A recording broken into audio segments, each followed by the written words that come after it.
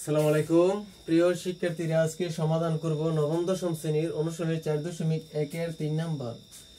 এখানে বলল 2 inverse 1 plus 5 inverse 1 তার পাওয়ার ইনভার্স 1। তাহলে সমাধান করা যাক। এই অঙ্কটি সমাধান করতে গেলে আমার কিছু সূত্র জানা লাগবে।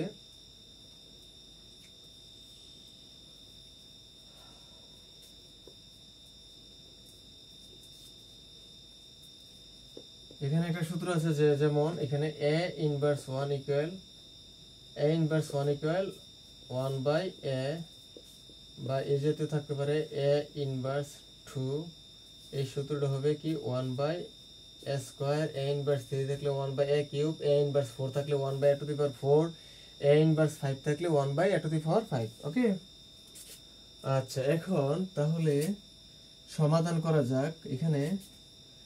এখানে 2 কে আমি চিন্তা করব, তাহলে এখানে a ইনভার্স 1 এর সূত্র কি হবে 1/a বাই 1/2। এখানে মাঝখানে প্লাস আছে, প্লাস দিয়ে দিলাম। 5 ইনভার্স 1 এর সূত্র কি 1/5। 5 কে চিন্তা করলে কি হবে 1/a, তার পাওয়ার কি হবে ইনভার্স 1। ওকে, এখানে 1/2 1/5 ভগ্নাংশ আকার আছে, ভগ্নাংশ আকারে যোগ বিয়োগ করতে গেলে হরের লসাগু নিতে হবে। তাহলে 5 আর 2 এর লসাগু আমরা জানি কত, 5 দুগুণে 10।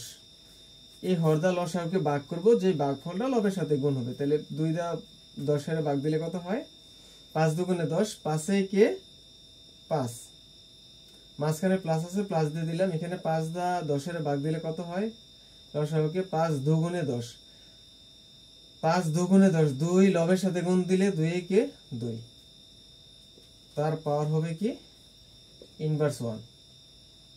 দেন যোগ করে দেই, 5 2 কত হয় 7, নিচে হলো 10, এখানে তার পাওয়ার আছে কত ইনভার্স 1।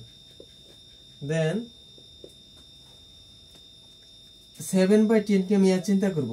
7/10 কে যদি আমি চিন্তা করি, তাহলে a ইনভার্সের সূত্র কি 1/a। এটা হবে কি 7/10, এটা হবে 7/10। ওকে, এখানে একটা ভাগ চিহ্ন আছে, এখানে একটা ভাগ চিহ্ন। আমি একটা ভাগ চিহ্ন, এই ভাগ চিহ্নকে ভেনিশ করে দিব।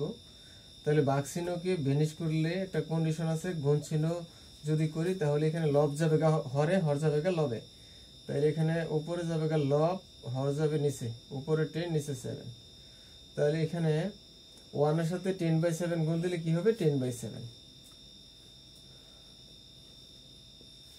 10/7। এই হলো আনসার। আশা করি সকলে বুঝতে পেরেছো।